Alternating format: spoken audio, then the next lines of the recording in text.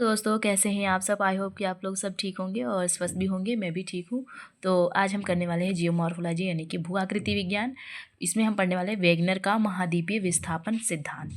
तो हम इसमें देखेंगे कि वेगनर जी ने यहाँ पे कैसे कैसे इन्होंने बताया है इसके बारे में, इस सिद्धांत के बारे में। तो चलिए हम स्टार्ट करते हैं।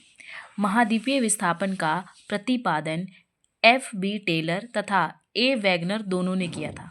देखिए, इन्होंने भी किया, वैगनर ने भी किया। अब दोनों ने किया, लेकिन ये जो सिद्धांत है सिर्फ वैगनर के नाम से ही जाना जाता है। देखिए आगे पढ़ते हैं। अल्फ्रेड वैगनर ने इसको व्यवस्थित ढंग से प्रस्तुत किया है, जिस कारण यह सिद्धांत उन्हीं के नाम से जाना जाता है। अल्फ्रेड वैगनर जर्मनी के जलवायु एवं भूगर्भ शास्त्री तथा भूगर्भ वैज्ञानिकों के बाह्य आधारों का अध्ययन किया। तत्पश्चात जलवायु की भिन्नता के आधार पर इस सिद्धांत का प्रतिपादन सन 1912 ईस्वी में किया था। सन 1915 ईस्वी तथा 1920 ईस्वी में इसकी विवेचना की गई। द्वितीय विश्व युद्ध के कारण काफ़ी समय तक यह महत्वपूर्ण सिद्धांत विद्वानों की दृष्टि से ओझल था। महाद्वीपीय विस्थापन सिद्धांत का प्रमुख आधार जलवायु की भिन्नता है। महाद्वीपीय विस्थापन का मुख्य आधार क्या है? जलवायु की भिन्नता है। वैगनर ने स्पष्ट किया कि अंटार्कटिका महाद्वीप में कोयले का पाया जाना यह प्रमाणित करता है कि कभी यहाँ पर उष्णार्द्र प्रकार की जलवायु थी।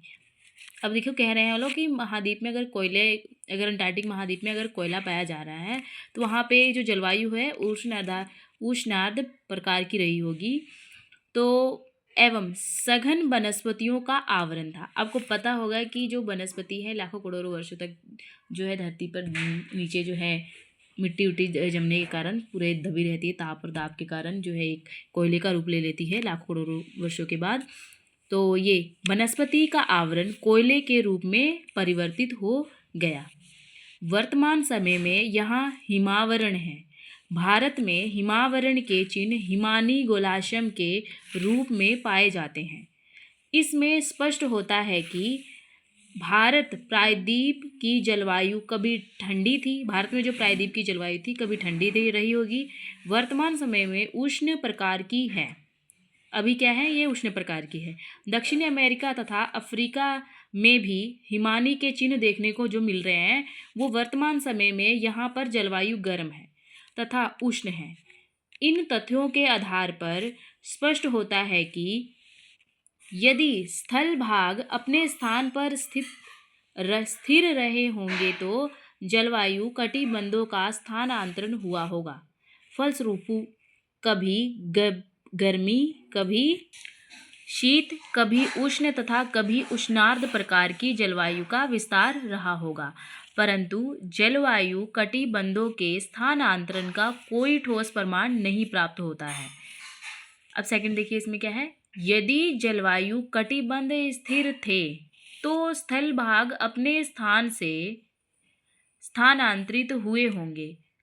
स्थल खंडों के स्थानांतरण के अनेक प्रमाण उपलब्ध हैं।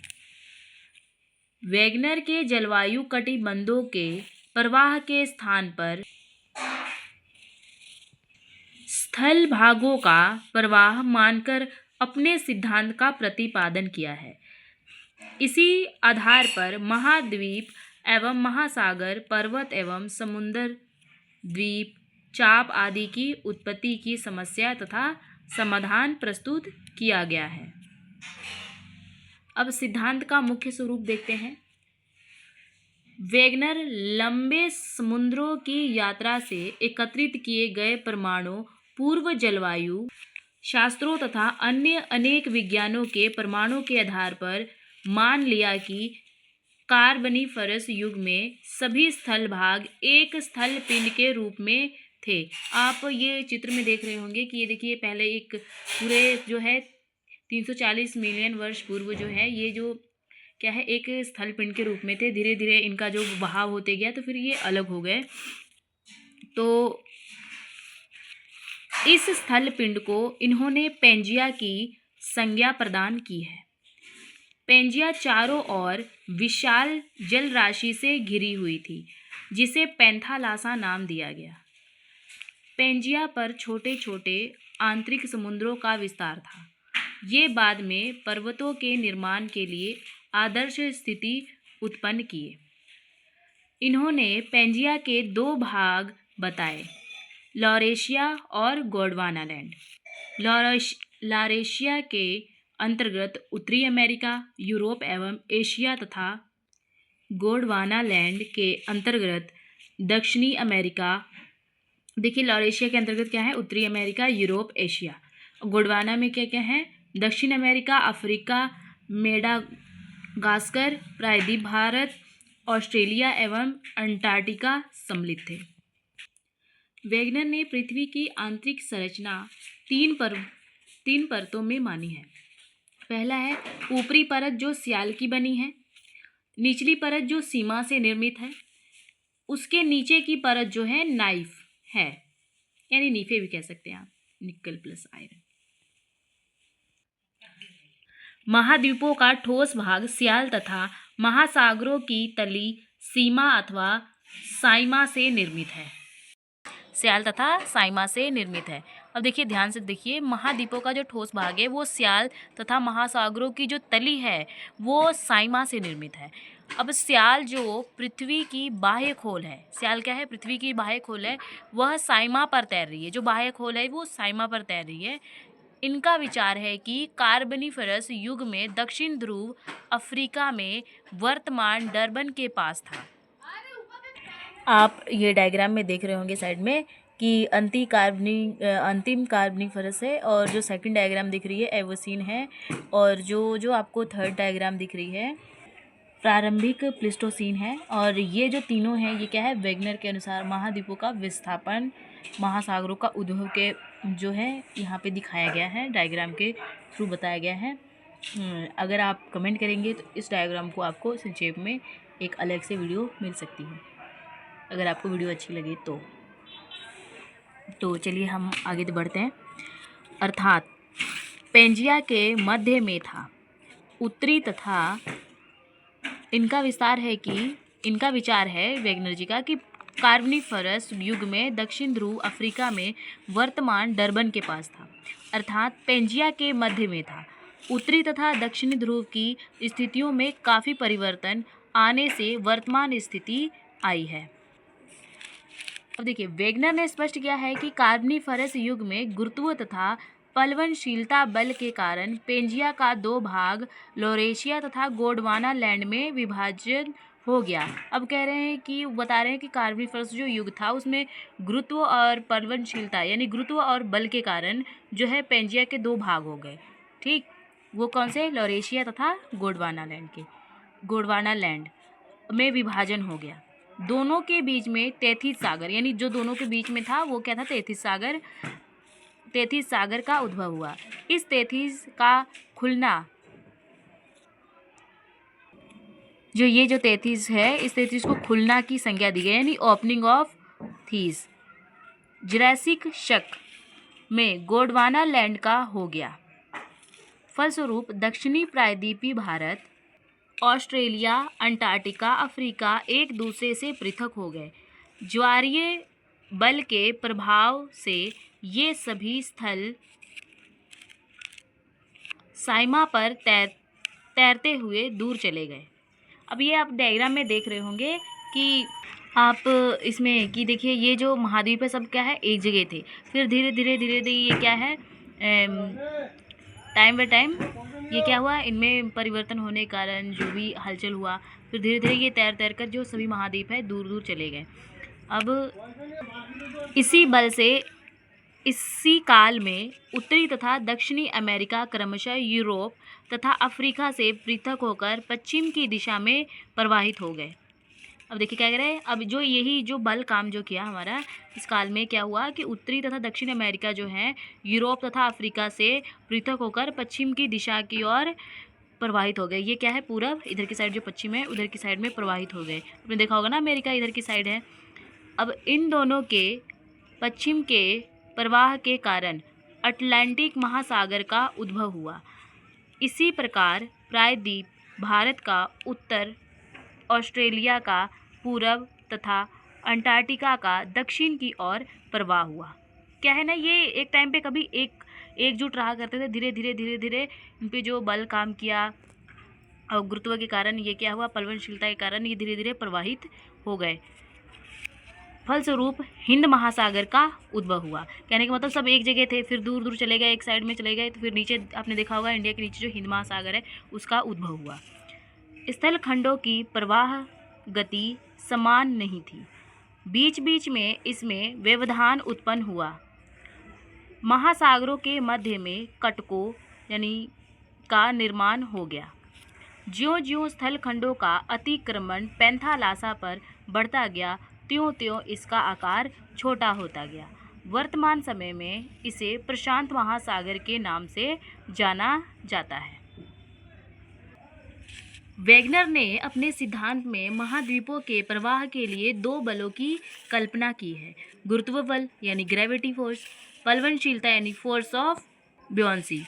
अब इन्हीं बलों के आधार पर महाद्वीपों का प्रवाह दो दिशाओं में बताया। पहला, भूमध्य रेखा की ओर जो उस समय वर्तमान अल्पाइन पर्वत श्रेणियों के पास थी, पश्चिम की ओर हुआ था। दो बताया ना उन्होंने कि दो दिशाओं में बताया कि भूमध्य रेखा की ओर जो उस समय वर्तमान अल्पाइन पर्वत श्रेणियों के पास थी और पश्चिम की ओर हुआ था। अब इन्होंने बताया है, अब वेगनर ने यह कल्पना की कि महाद्वीप स्याल के बने हैं। महाद्वीप क्या है? स्याल के बने हैं जो साइमा वाले भार पर तैर रहे हैं।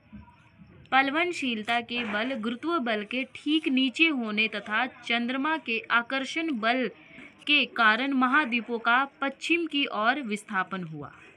देखिए ना इसमें कितना इंटरेस्टिंग है कि बताया है कि जो हमारे जो पूरा महाद्वीप हो यह क्या है, स्याल से बना हुआ है और साइमा वाले भार पे ये तैर रहे हैं और कह रहे हैं प्लवनशीलता और जो है गुरुत्व बल के कारण है वो ठीक नीचे होते हैं तथा चंद्रमा में जो होता है ना वो आकर्षण बल के कारण बता रहे हैं कि महाद्वीप को जो बहाव हुआ ना, महाद्वीप जो इधर उधर खिसके वो पश्चिम की ओर इनका विस्थापन हुआ। वेगनर ने स्पष्ट किया है कि जब उत्तरी तथा दक्षिण अमेरिका का पश्चिम की दिशा में विस्थापन हो रहा था तो साइमा के अवरोध के कारण इनके पश्चिम किनारे पर मोड़ें आ गई थी। ये मोड़ें निरंतर विकसित होती रही, फलस्वरूप रॉकी तथा एडीज पर्वतों का निर्माण हुआ। इसी प्रकार यूरेशिया प्रायद्वीप, भारत तथा अफ्रीका का भूमध्य रेखा की ओर विस्थापन हुआ था। फलस्वरूप हिमालय तथा आल्प्स पर्वतों का निर्माण हुआ। वास्तव में अफ्रीका एवं प्रायद्वीप, भारत तथा यूरेशिया के मध्य तेथीज भूसन्नति थी। क्या है, कह रहे हैं ना कि अफ्रीका और ये जो प्रायद्वीपीय भारत है और यूरेशिया के मध्य के बीच में तेथीज भूसन्नति थी। इसके मालवा की विशाल राशि नदियों द्वारा जमा की गई थी। जब प्रायद्वीप भारत तथा अफ्रीका का उत्तर तथा यूरेशिया का दक्षिण की ओर विस्थापन हुआ तब मालवा में मोड़ें पड़ने लगी। फलस्वरूप इन पर्वत श्रेणियों का निर्माण हुआ। जब मोड़ें पड़ने लग गए ना इनके विस्थापन के थ्रू, तब ये कह रहे हैं कि ये पर्वत श्रेणियों का निर्माण हुआ था। वेगनर का विचार है कि समुद्र द्वीपमाला तोरण की उत्पत्ति महाद्वीपों के विस्थापन में गति की कमी के कारण हुई है। एशिया के पूर्वी तटों पर विद्यमान द्वीपों की उत्पत्ति एशिया के पश्चिम दिशा में खिसकाव तथा पश्चिम द्वीप समूह की उत्पत्ति उत्तरी तथा दक्षिण अमेरिका के ज्वारीय बल के कारण पश्चिम दिशा में विस्थापन के कारण कुछ भाग पीछे छूट जाने से हुई है। इन्होंने छूटे हुए भागों के विषय में स्पष्ट किया है कि इनका संबंध समुद्र तली से था। चलिए हम देखते हैं कि वेगनर के जो सिद्धांत के पक्ष में क्या परिणाम मिलते हैं हमारे। तो वेगनर अपने सिद्धांत की पुष्टि के लिए अनेक प्रमाण प्रस्तुत किए हैं। इनसे यह सिद्धांत किया जा सकता है कि कार्बनिफरस युग में सभी स्थल भाग एक में संलग्न थे। कालांतर में गुरुत्व एवं बल के कारण इनका विस्थापन हुआ। कह रहे हैं ना कि अपने अभी भी मैंने आपको बताया कि जो सभी महाद्वीप है एक जगह थे, फिर धीरे धीरे क्या हुआ, इनका क्या हुआ, धीरे धीरे विस्थापन हुआ गुरुत्व बल के कारण और प्लवनशीलता के कारण। तो आप सबसे अच्छा आपको हम दिखाते हैं, या आप ये डायग्राम देख रहे हैं ऊपर कि इसमें दिखाया जा रहा है कि अटलांटिक महासागर का जो उद्भव के पूर्व की स्थिति देखिए, इसमें क्या है, ये एक जगह थे। अब देखिए सेकंड वाली डायग्राम देखिए, ये धीरे धीरे क्या है, देखिए अफ्रीका और दक्षिणी अमेरिका दिख रहा है, ये धीरे धीरे अलग हो गए।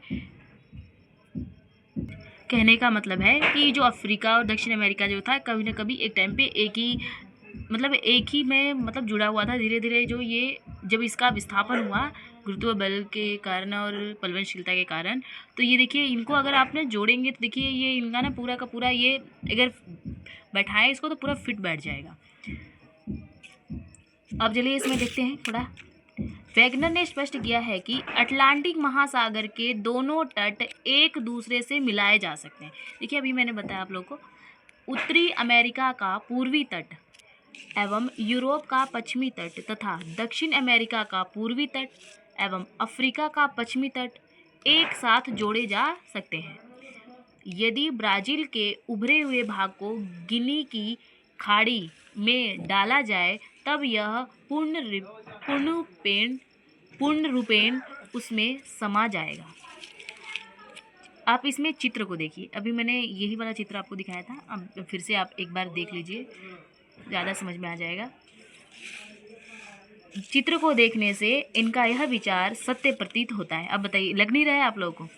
इन्होंने एक महत्वपूर्ण तार्किक विचार प्रस्तुत किया, परंतु यह पूर्णतः समस्या का समाधान करने में समर्थ नहीं है। महाद्वीप चबूतरे तथा कटक महाद्वीपों के मिलने में बाधा उत्पन्न कर सकते हैं, इस पर इन्होंने कोई विचार नहीं किया है। अब सेकंड देखिए, इसमें अटलांटिक महासागर के दोनों तटों पर भूगर्भिक समानता है। पर्वत क्रमों में भी यह समानता परिलक्षित होती है। कैडेनियन तथा हिर्शनियन पर्वत क्रमों में समानता प्रकट होती है। उत्तरी अमेरिका की अपलेशियन श्रेणी अटलांटिक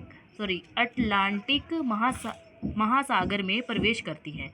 क्या है? उत्तरी अमेरिका की जो अपलेशियन श्रेणी है वो अटलांटिक महासागर में प्रवेश करती है तथा पश्चिम आयरलैंड, वेल्स एवं यूरोप की पर्वत श्रेणियों के रूप में पुनः प्रकट होती है। यदि इनका सूक्ष्म निरीक्षण किया जाए तो यह विचार सत्य प्रतीत होता है। दक्षिण अमेरिका के मोरदार पर्वत तथा अर्जेंटीना के सियरा डी टॉन्डेल से तथा दक्षिण अमेरिका और दक्षिणी पश्चिम अफ्रीका के ब्राज़ीलाइड्स से काफ़ी साम्य रखते हैं। इस आधार पर वैगनर ने कल्पना की कि अटलांटिक महासागर के दोनों तट कभी एक दूसरे से संलग्न थे। थर्ड पॉइंट देखिए, इसमें अटलांटिक महासागर के दोनों तटों की संरचना में काफ़ी समानता विद्यमान है। अब इसमें देखिए क्या क्या समानता विद्यमान है, चलिए देखते हैं। दक्षिण अमेरिका के अर्जेंटीना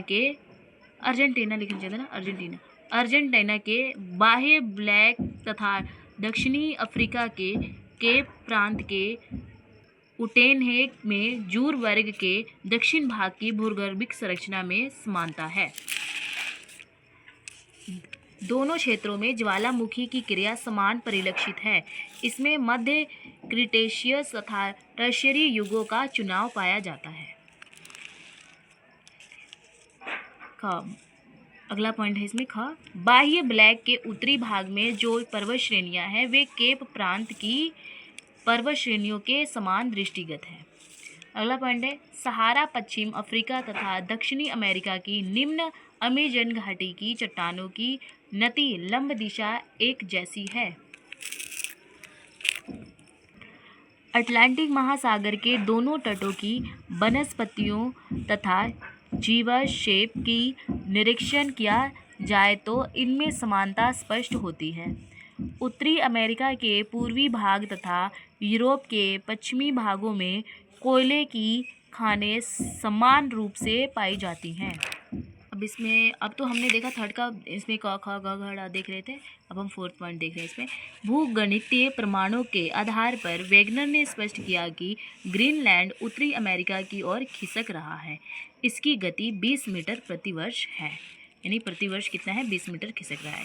कार्बोनिफरस युग का हिमीकरण यह प्रमाणित करता है कि ये सभी स्थलखंड अतीत में एक में संलग्न थे। यदि एक न होते तो इनमें वृहद स्तर पर हिमीकरण की क्रिया संभव नहीं हो सकती थी।